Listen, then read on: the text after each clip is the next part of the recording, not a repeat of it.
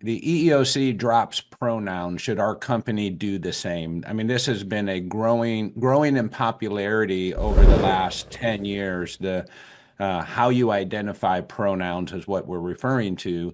And the statement here is the EEOC acting chair is removing the preferred pronoun app from employees' Microsoft 365 profiles. So from the best of my understanding of this, in Microsoft 365, you have an option if you want to activate pronouns or not for your organization.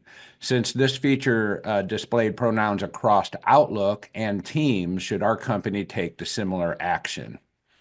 So Uh, Phil, it's just like that Restroom. gender inclusive restroom. I think right Yeah. now it's a matter of policy. Uh, from my perspective, I would have encouraged employers not to wade into this area in the first instance.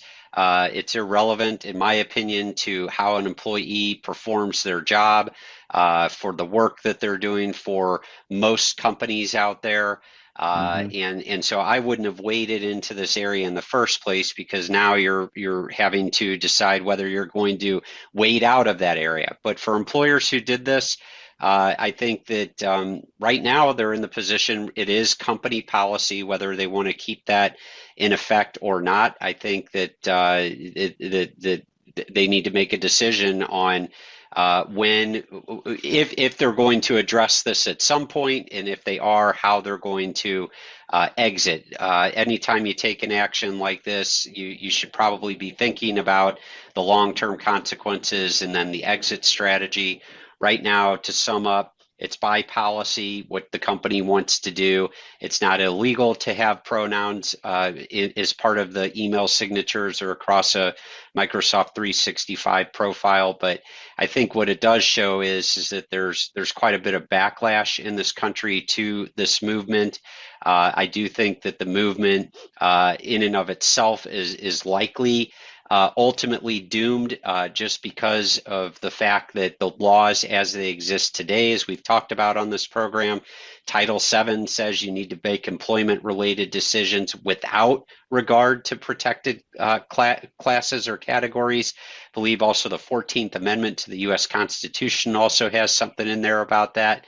And so employers should be mindful of that going too far and taking actions that are contrary to those laws. I think that, again, allowing this, it's not illegal to allow it, but you need to be mindful of where things stand out there in the public. Yeah, I agree with you. And it's not easy. Going to get right back to that. These are not easy questions or decisions, and they do take a conversation with some critical thinking as the impact of your organization. Thanks for being an on-demand viewer of This Week at Work.